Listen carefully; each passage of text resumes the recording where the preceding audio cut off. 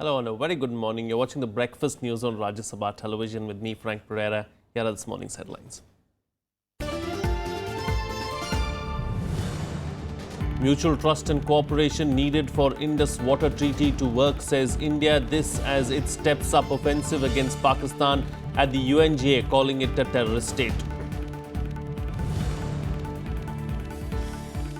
Special session of the Karnataka Assembly today to decide on the Supreme Court directive for release of Kaveri water to Tamil Nadu. Karnataka Chief Minister calls on Water Resources Minister seek central help.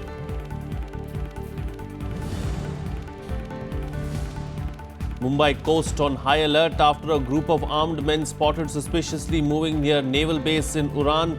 Multi-agency search operations underway.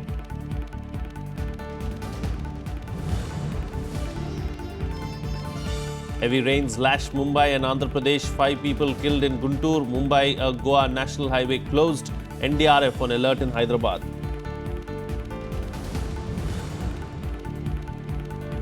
And the first fighter jet deal in 20 years to be inked between India and France today. 36 Rafale jets to be delivered in 66 months to India.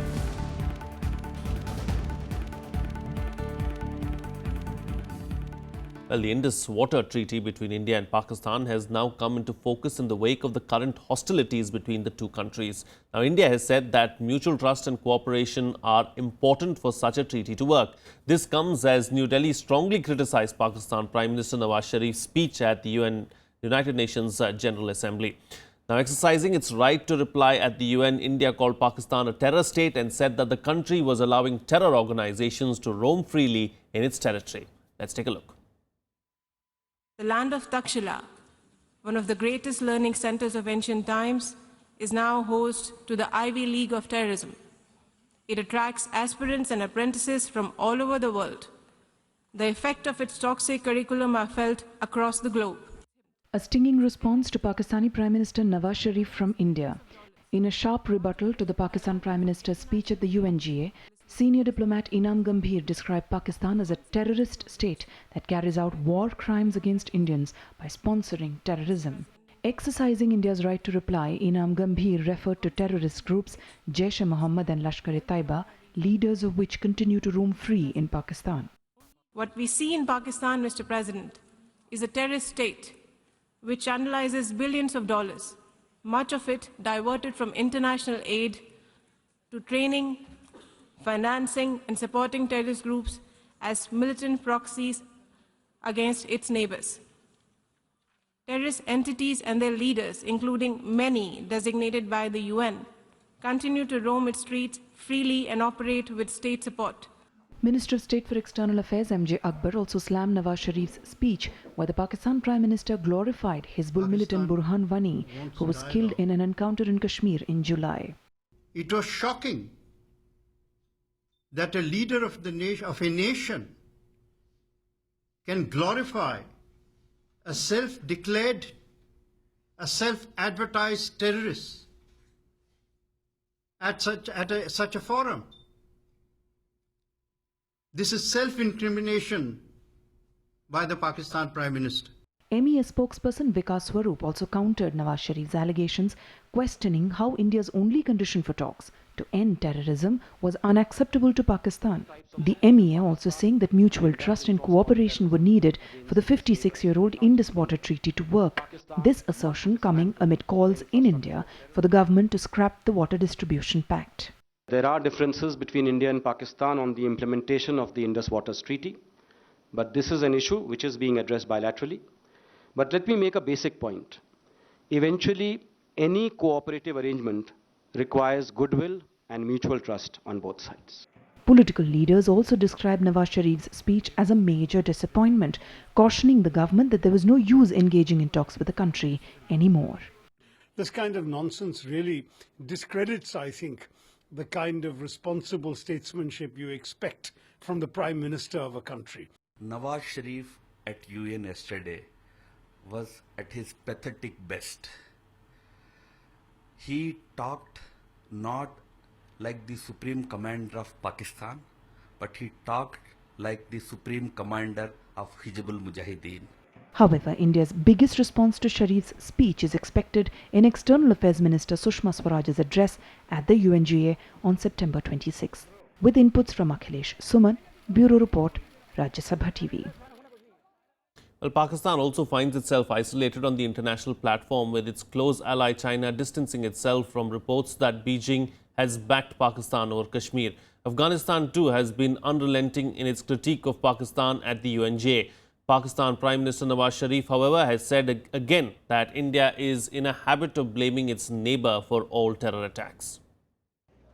Even before Pakistani Prime Minister walked up to the dais to address the 71st Annual United Nations General Assembly, it was amply clear that he would rake up the Kashmir issue.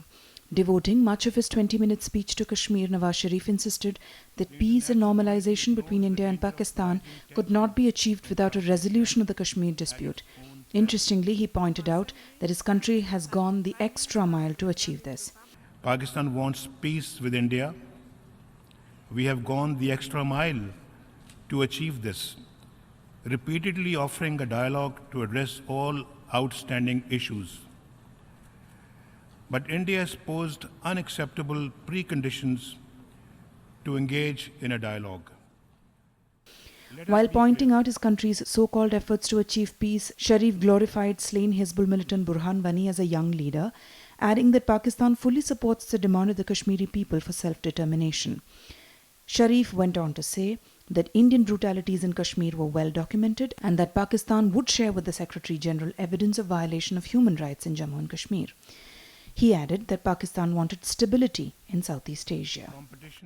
Pakistan is committed to the establishment of strategic stability in the region. It neither wants nor is it engaged in an arms race with India. But we cannot ignore our neighbors' unprecedented arms buildup and will take whatever measures are necessary to maintain credible deterrence. Sharif also said that India has a habit of blaming Pakistan for all terror attacks on its soil. However, Islamabad continues to find itself isolated on the international platform. China distancing itself from Pakistani media reports which claim that Premier Li Keqiang has conveyed China's backing to Pakistan on the Kashmir issue during his meeting with Nawaz Sharif. Chinese Foreign Ministry spokesperson said, and I quote, "The issue of Kashmir is an issue left over from history. Our stance on that is consistent. We hope that parties concerned will pursue a peaceful settlement through dialogue." Afghanistan called Pakistan out at the UNGA, telling the international community that the elimination of safe havens, especially those in Pakistan, are paramount in the fight against terrorism. ما از دولت‌ها می‌خواهیم که در مبارزه با تروریسم تعهدات بین‌المللی خود را صادقانه اجرا نمایند و با برخورد دوگانه تروریستان را به تروریست‌های خوب و بد تقسیم نکنند و بیش از این موجب تضعیف نظم بین‌المللی نشوند. ما در این رابطه از شما می‌پرسیم که رهبران پیشین القاعده و طالبان در کجا اقامت داشتند و در کجا کشته شدند.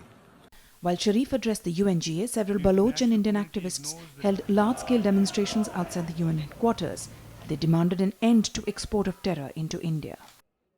मेरे ख्याल में पाकिस्तान पर ये pressure internationally बढ़ाना चाहिए, इनको terrorist state और उसकी आर्मी को एक ब्लैकलिस्ट करना चाहिए कि तमाम जो दुनिया के ममालिक हैं इनको सपोर्ट करना छोड़ दें और इनको ब्लैकलिस्ट करें. India has been countering Pakistan's allegation of excesses in Jammu and Kashmir with human rights violation in Balochistan and Pakistan-occupied Kashmir. Bureau Report, Rajya Sabha TV. And in his opening remarks at the second meeting of the SAARC anti-terrorism mechanism on Thursday, Intelligence Bureau Director Dineshwar Sharma asked the SAARC nations to strictly enforce internationally mandated sanctions against terrorist entities and individuals. The IB chief called upon the SAARC member states to ratify and enable various conventions enacted by the SAARC grouping, including the Convention on Suppression of Terrorism and additional protocols and the mutual assistance in criminal matters. He also squarely blamed Pakistan for the Uri attack on an army camp. He was addressing the SAARC security experts meeting being held in New Delhi. The meeting was not attended by Director General of Intelligence Bureau of Pakistan, Aftab Sultan, amid the ongoing hostility between India and Pakistan over the terror attack in Uri. Pakistan sent 2 junior officials to attend the meet. In other news now, Karnataka state legislature will meet today to decide on the Supreme Court's order on the Kaveri water issue. Ahead of the meeting, Chief Minister Siddaramaiah met Water Resources Minister Uma Bharti to apprise her of the state's inability to supply water to Tamil Nadu.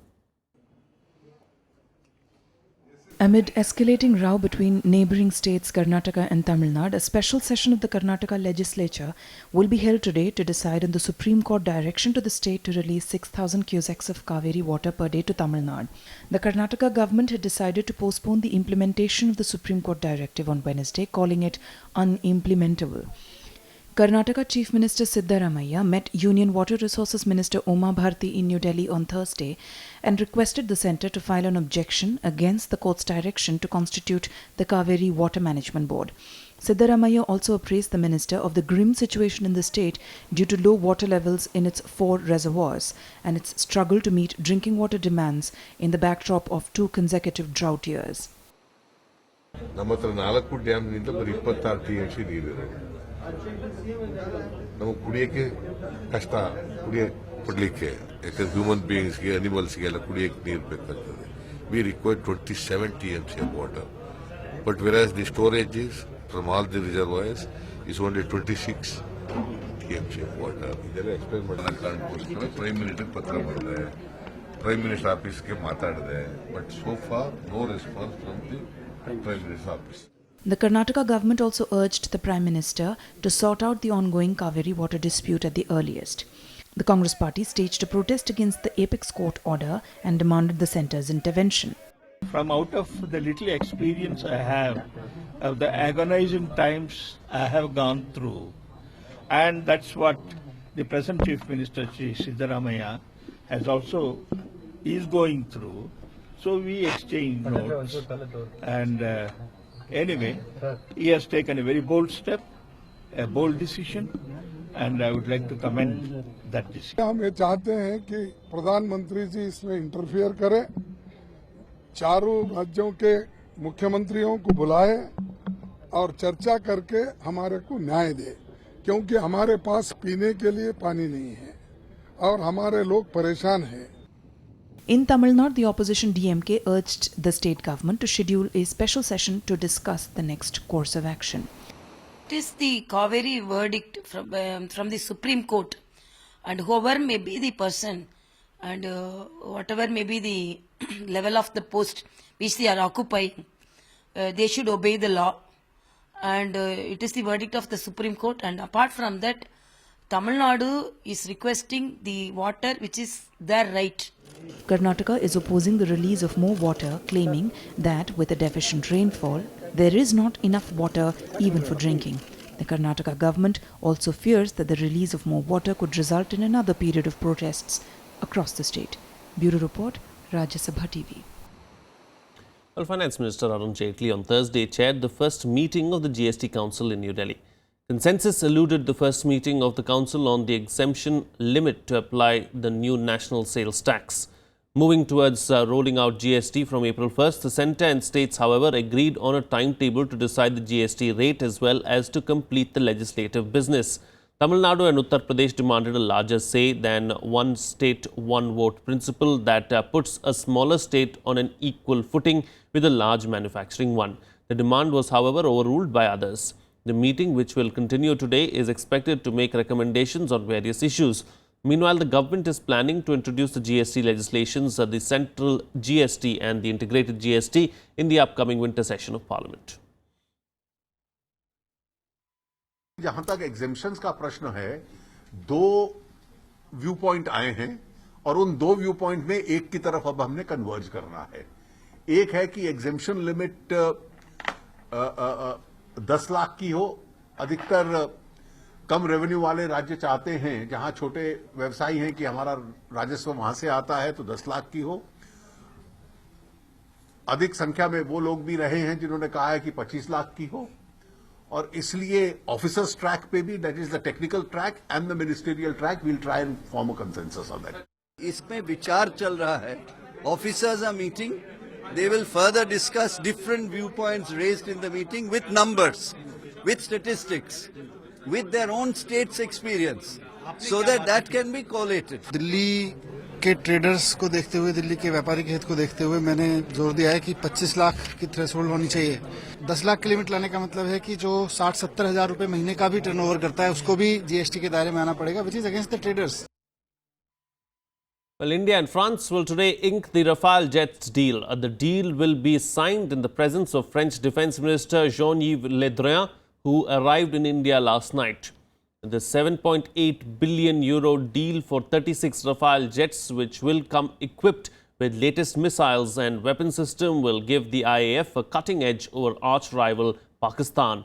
This is the first fighter jet deal India has signed in 20 years. The deal comes with a saving of nearly 750 million euros than the one struck during the previous UPA government, which was scrapped by the Narendra Modi government, besides a 50% offset clause. The delivery of the combat aircraft will start in 36 months and will be completed in 66 months from the date the contract is inked. It's time for a short break now, but news and updates will continue on the other side. Stay tuned. We'll be right back.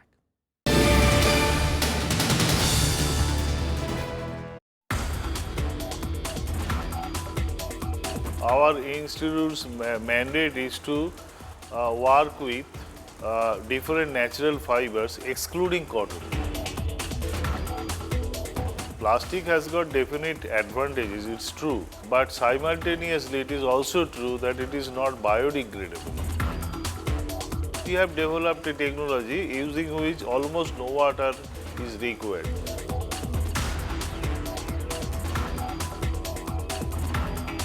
Watch Eureka with Dr. Gautam Roy, Director, National Institute of Research on Jute and Allied Fiber Technology, only on Rajya Sabha TV.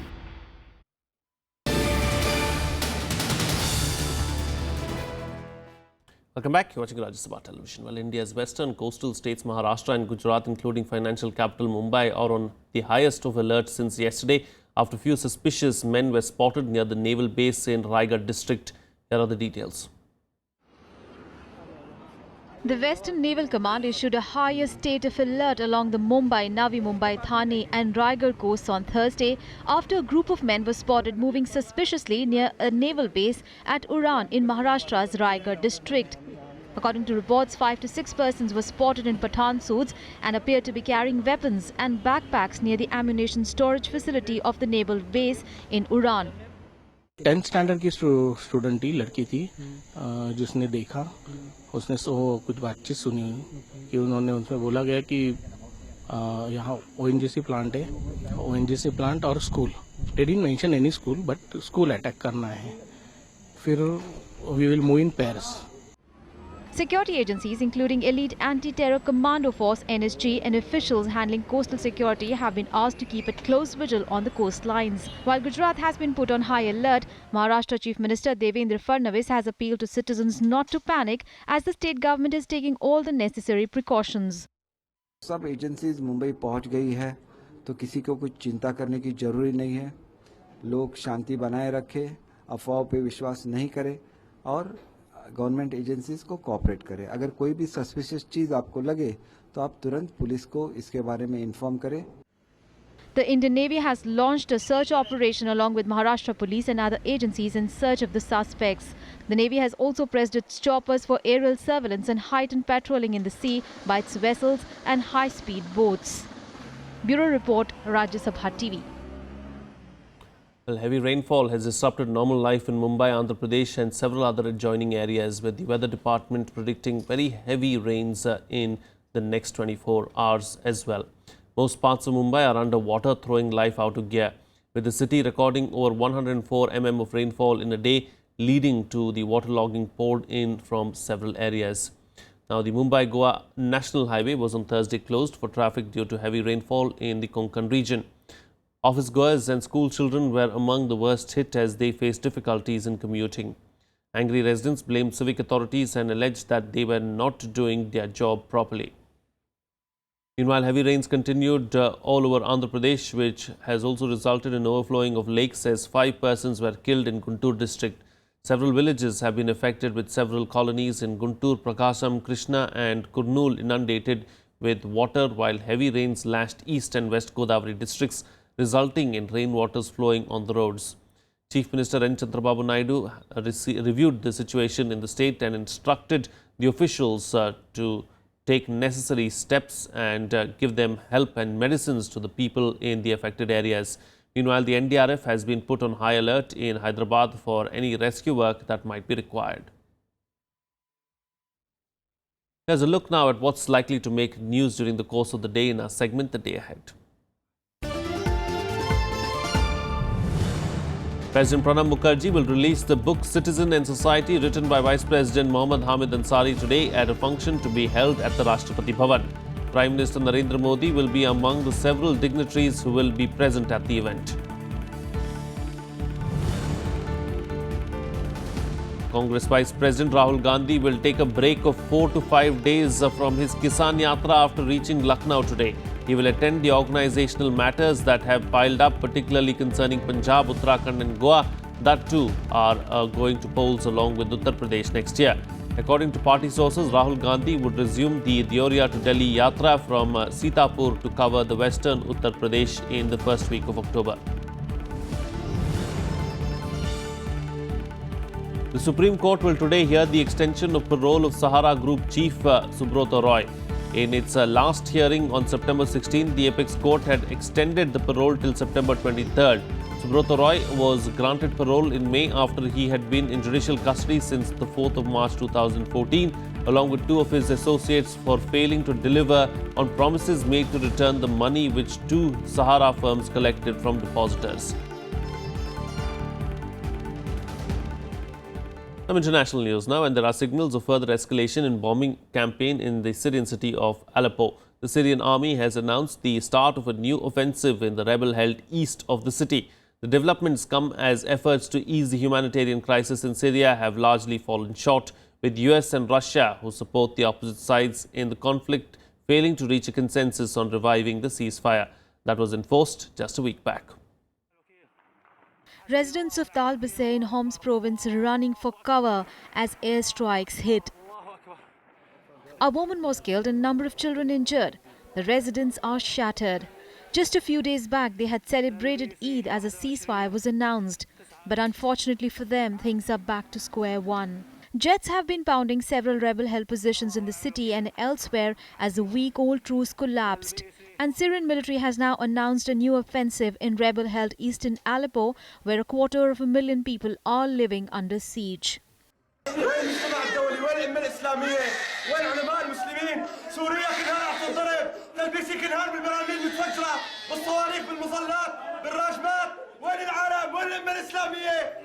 The developments come as talks between the US and Russia in reviving the collapsed ceasefire broke up without progress in New York.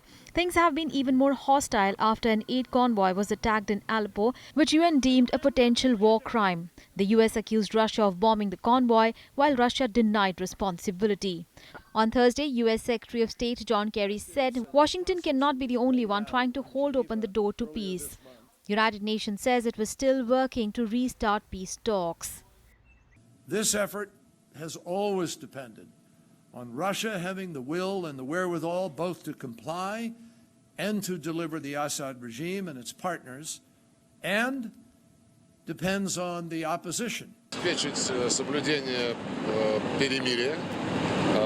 Были попытки наших некоторых партнеров сделать так, чтобы лишь односторонние шаги предпринимало правительство, но мы настаиваем и находим поддержку, что the co-chairs are determined to make the agreement work, and they have the support of the members of the Security Council. That was absolutely clear, and hopefully today this will be reflected in the deliberations of the ISSG. The Syrian declaration of a new offensive further undermines hopes of restarting the ceasefire. Aleppo has already seen an escalation of a bombing campaign in the last 24 hours that has left dozens of civilians dead. And with the army now urging civilians here to avoid areas where terrorists are located, the conflict is only getting worse. Bureau Report, Rajya Sabha TV. News from the US now, where the police use of force against black men has been the subject of protests. A police officer who fatally shot an unarmed black motorist in Tulsa, Oklahoma, has been charged with manslaughter. Officer Betty Shelby shot and killed Terence Crutcher last week while he was standing next to his broken-down car. Police officer Shelby's lawyer said that she acted because she feared for her life, believing Crutcher was reaching into his vehicle for a weapon during the encounter. If convicted, Shelby could face a minimum of 4 years in prison. There were protests in Charlotte, North Carolina over the shooting. There were protests there 2 days back as well after Keith Lamont Scott, also black, was shot by the police. Police say Scott refused to drop his gun, but his family say that he was unarmed and holding a book. Officer Shelby, although now charged, is presumed to be innocent until a judge or a jury determines otherwise. A warrant has been issued for her arrest. I've been in communication with an attorney who has been retained to represent her, and arrangements are being made for her surrender to the Tulsa County Sheriff's Department. Here's a roundup of the other international news in World Wrap. Yahoo Inc. disclosed on Thursday that hackers stole information from about 500 million users from its network in 2014. The leak appears to be the largest publicly disclosed cyber breach in history. Yahoo says it believed the attack was state-sponsored. The leak included swathes of personal information, including names and emails, as well as unencrypted security questions and answers. However, the company said that it did not include any credit card data. The FBI is investigating the attack. The US military has confirmed that a rocket launched by Islamic State militants at American troops based in Iraq did contain a mustard agent. This after tests were conducted to discover if chemical agents were used in the attack. The attack on the American troops took place at the Qayyara Air Base near the IS stronghold of Mosul. While no one was hurt in the attack, US says it was a concerning development. 9 more bodies have been recovered from the Mediterranean a day after a boat carrying hundreds of migrants capsized off the coast of Egypt, bringing the death toll to 52. Police arrested 4 members of the boat's crew. Security sources said that it had been loaded with almost 600 migrants. The boat sank on Wednesday off the Burg Rashid, a village in Egypt's north. Rescue workers and fishermen have rescued 169 people, suggesting hundreds might have perished at sea.